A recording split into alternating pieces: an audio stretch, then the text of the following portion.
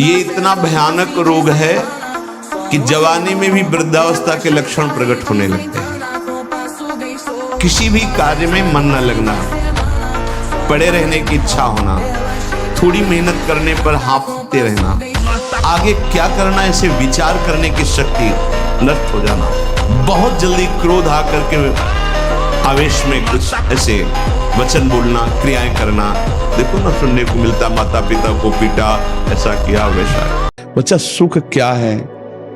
एक नई दाद जैसे हो जाए, खुजलाओ, बस उतने सुख मात्र के लिए अपने ब्रह्मचर्य का नाश कर रहे हो। उसको थोड़ा रोकना होगा, थोड़ा सहना होगा। उसको रोकने सहने के लिए नाम जप और आसन जरूर, आसनों में बैठना, क्योंकि ब्रह्मचर्य एक तपस्या है बच्चा। ये कोई साधारण तो है नहीं तो सबको ही रह लेता। एक तपस्या है। सात्विक भोजन, कब्ज न रहना, प्राणायाम, व्यायाम, और ये पक्का समझना कि मुझे किसी भी स्थिति में ब्रह्मचर्य भंग नहीं करना।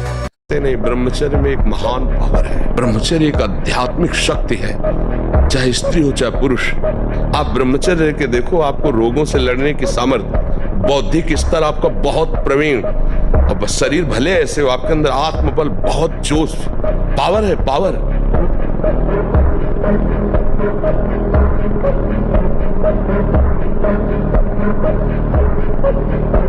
जितना आवश्यक है भोजन, उतने आवश्यक है व्यायाम। ये जैसे नवयुवक जन है ना, व्यायाम करना चाहिए। शरीर स्वस्थ है, बुद्धि प्रसन्न है, जिसमें अब तो क्या व्यायाम होता है। यदि 20 मिनट व्यायाम करोगे रोज, तो आप देखोगे वरदान की तरह काम करेगा। दवा कोई वर्जिश से बेहतर नहीं। नुक्शा है कम खर्च, बाला नसेन शक्ति बढ़े, फुर्तील है, चोट न अधिक पीराए, अन्न पचे चंगा रहे, कसरत सदा सहाय।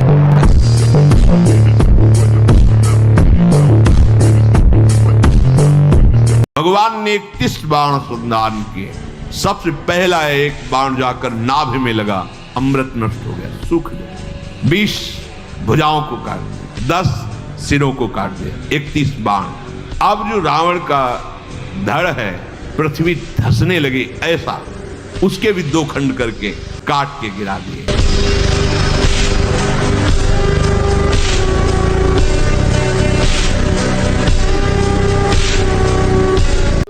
मनुष्य अपने पसंद की बात, अपने पसंद के कार्य करता है। भक्त भगवान की पसंद के लिए, मेरे प्रभु को क्या श्री कृष्ण अनुकूल लेना, प्रतिकूलस्य विसर्जनम।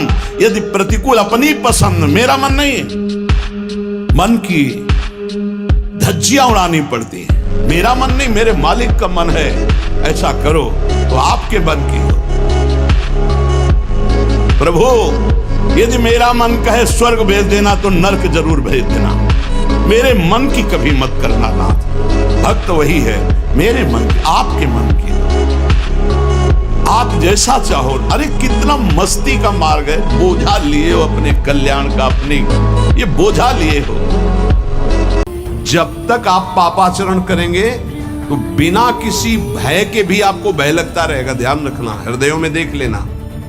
अगर भय लग रहा है आपको, अव्यक्त भय, कहीं ऐसा न हो जाए, कहीं ऐसा, आपका मन मलिन है और आपने पापाचरण किए हैं, वो आपको भयभीत करते रहेंगे। जो भगवत शरणागत निर्मल हृदय वाला होता है, उसके अंदर निर्भयता आती, निर्भय, निश्चिंत, निश्शोक। सूर्य जिसके सोने पर उदय हो गया, उसकी आयु, बुद्धि, श्री, कांति सब क्षीण हो जाती। कौन मानता है? रात्रि के 2-2, 3-3 बजे तक जगना और सुबह 10-11 बजे तक सोना, ये दिनचर्या है। तो हमारी राय है, सात्विक भोजन कीजिए और व्यायाम कीजिए। करते हो व्यायाम? हम भगवान के अंश हैं। चिनगारी, अगर सही ढंग से चिनगारी को सजाया जाए फूस डाल के, तो ज्वाला बनने में देर लगेगी क्या? हम उसी ज्वाला की चिनगारी हैं, जिसे परमात्मा कहते हैं, जिसे ईश्वर कहते हैं, उसी की चिनगारी हैं। तो चिनगारी को आप चिनगारी मत रहने दो, अगर चिंगारी एक बूंद पानी से बुझ सकती है, तो चिंगारी को अनुकूल अगर फूस मिल जाए तो ज्वाला बनने में देर नहीं लगेगी। तो जे ही कोई विषय आएगा तो सबसे पहले वो आश्रय प्रकट करेगा।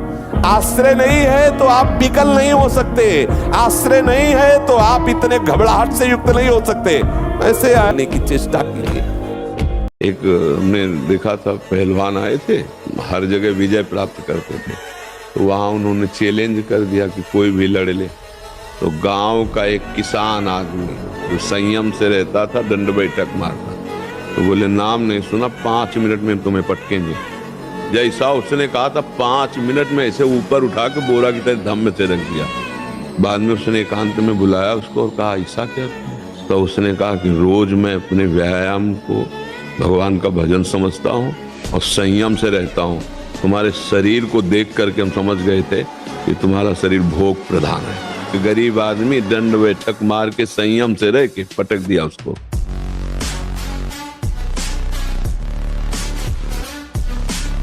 तो आपकी स्मृति, आपका बल, आपकी चेतना जागृत रहेगी।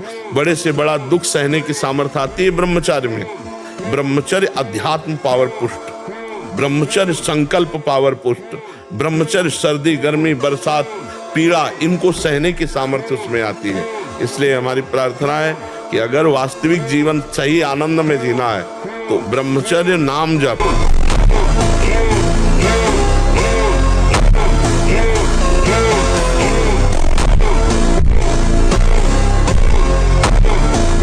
वाला साधक कभी किसी जीव को मैथुन करते हुए ना देखे।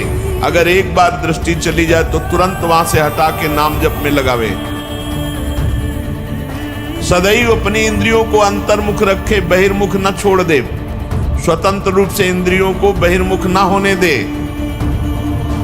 एकस चरण अकेला रहे। चित्त मनन तई से अपने चित्त को सर्वशक्तिमान भगवान में ही केवल जोड़े। चित्त का चिंतन विषय ना होना चाहिए, परमात्मा होना चाहिए। यदि आप किसी भी तरह से हस्तमैथुन आदि के द्वारा, गंदे दृश्य देख करके, गंदी क्रियाओं के द्वारा आप अपना नाश करते रहेंगे तो ना आप इस लोक में सुखी रहेंगे ना परलोक में। मान लीजिएगा, ये बातें न तो कही जाती हैं, न सुनी जाती हैं, न समझी जाती हैं। मोबाइल है, स्मार्ट बन रहा है, गंवार गेम खेल रहा है, गंदी बातें देख रहा है, गंदे मार्ग का अनुसरण कर रहा है। ये कैसे?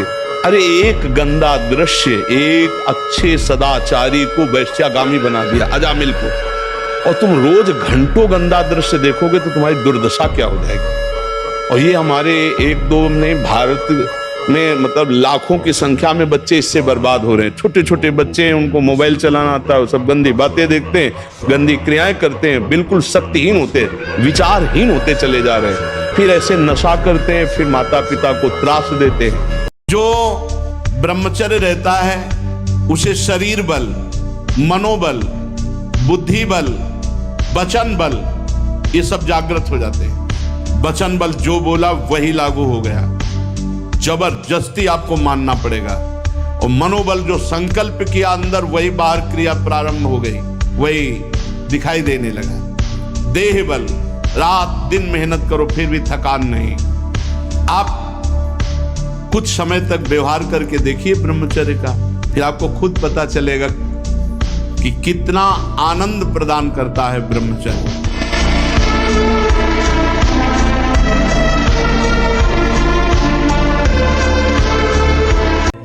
भक्तजनों के साथ कभी कभी ऐसे बर्ताव हो जाते हैं तो उनको ये नहीं सोचना चाहिए कि कहां गए भगवान, रक्षा क्यों नहीं की। वो चाह रहे हैं तुम इतने सहनशील बनो, तुम इतने महान हृदय वाले बनो। तो हमें तो पीड़ा हो रही है और हम महान हृदय वाले बने, हमारा तो अपमान करा दिया। फिर तुम शरणागत किसके हुए, समर्पण तुम्हारा किसका हुआ। ये शरीर जड़ है, इसी में तदात्म होने के कारण दुख सुख का, जन्म मृत्यु का ये महान बंधन प्राप्त हुआ है। भगवान कृपा करके इसी तदात्म को मिटाते हैं। वो अभी अविद्या का प्रभाव, इसलिए बात समझ में नहीं आएगी। ये जो लोग सुबह 8 बजे तक 9 बजे तक सोते रहते हैं और सोचते रहते हैं कि हम ब्रह्मचर्य रह पाएंगे या स्वप्न दोष से निकल पाए, कभी नहीं हो सकता। भगवान सूर्य जब उदय होते हैं तो आपकी आत्मशक्ति नष्ट होने लगती है। यदि आप उठ करके उनका स्वागत न करें, अर्घ्य न दें, प्रणाम न करें, जगकर भगवान नाम जप न करें। 4 बजे से 6 बजे तक का समय पूरे 24 घंटे के लिए पावर वाला समय है। यदि उस समय आप सो रहे हैं तो हमारी बात भी न सुने, वो इस काबिल नहीं कि इसको धारण कर सके। जो सुबह 4 बजे से 6 बजे तक सोएगा वो ब्रह्मचारी रह ही नहीं सकता पक्का। बिना ब्रह्मचर्य धारण किए हुए कोई पुरुष कदापि किसी भी श्रेष्ठ पद का अधिकार नहीं प्राप्त कर सकता, कदापि पवित्र नहीं, कदापि धर्मात्मा नहीं, कदापि महात्मा नहीं हो सकता। वो दंभ और पाखंड भले कर ले। बिना ब्रह्मचर्य के प्रत्यक्ष इंद्र भी तुच्छ है, पद दलित है। साधारण मनुष्यों की तो बात ही क्या, परमार्थ के पद पर या व्यवहार के पद पर जिधर भी तुम जाना चाहते हो अति आवश्यक है ब्रह्मचर्य।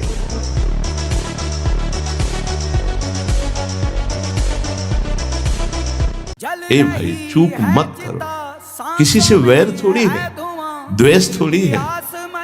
कोई संत यदि आपसे बात करता है तो आपके ऊपर कृपा नहीं क्यों बात करेगा, क्या लेना है?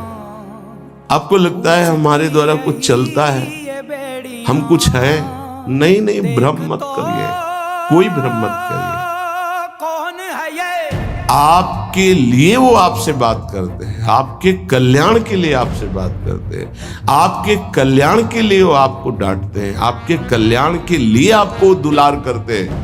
दोनों बातें समझ लीजिए। जो लाडली लाल में चित्त लगाए हुए हैं उनको कहीं किसी सुख की आकांक्षा नहीं, सच्चाई से समझ लीजिए। अगर वो सुख का कहीं खेल खेलते तुम्हें नजर आ रहे हैं, वो तुम्हारे लिए, तुम्हें दुलार कर रहे हैं, निकल चलो। तो उत्तर कहां से आवे? प्रश्न ही नहीं है ना। अब हमें कुछ पाना नहीं है और कुछ जानना नहीं है। साध्यम लाभा साधनम यस्य राधा।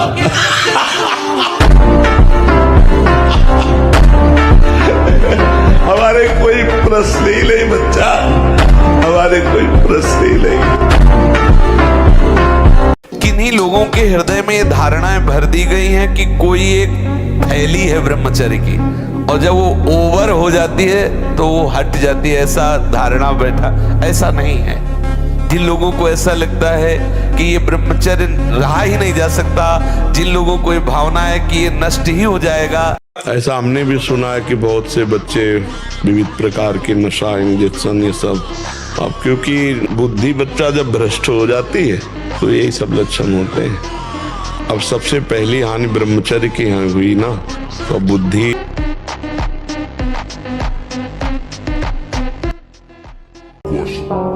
हमारा मन हमको जब जलाएगा तो हमें उसे सहना होगा।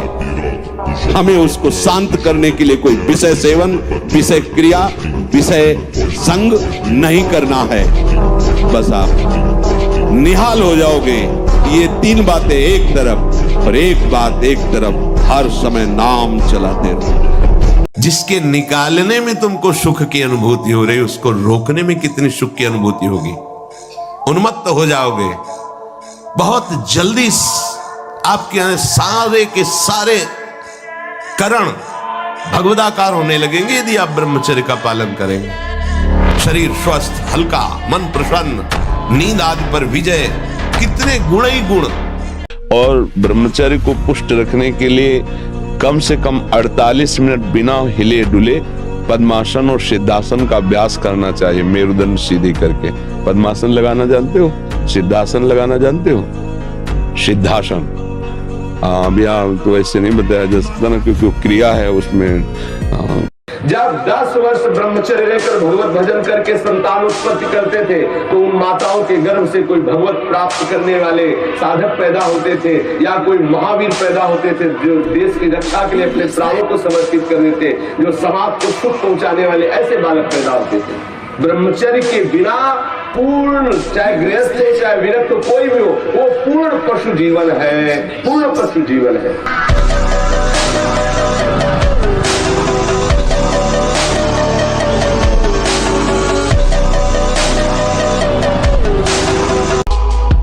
जब तुम्हें कोई कष्ट पहुंचावे तो पत्थर सरीखे हृदय के हो जाओ, कठोर हृदय, सह जाओ चुपचाप। जैसे पत्थर में चोट पहुंचावे तो कोई फर्क नहीं पड़ता, ऐसे ही तुम्हारे ऊपर कोई फर्क नहीं पड़ना चाहिए।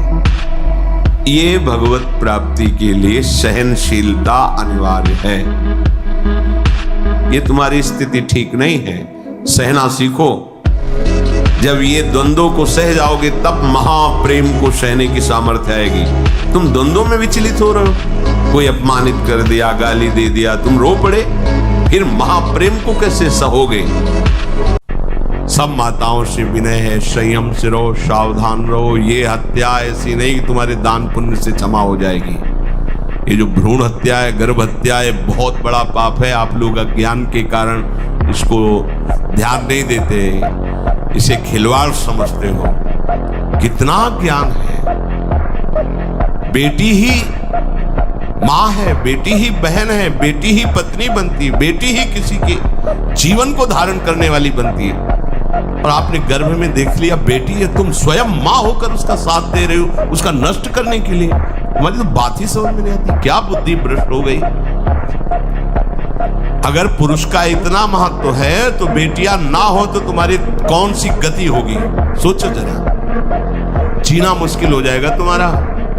तुम पुरुष किस काम के रह जाओगे।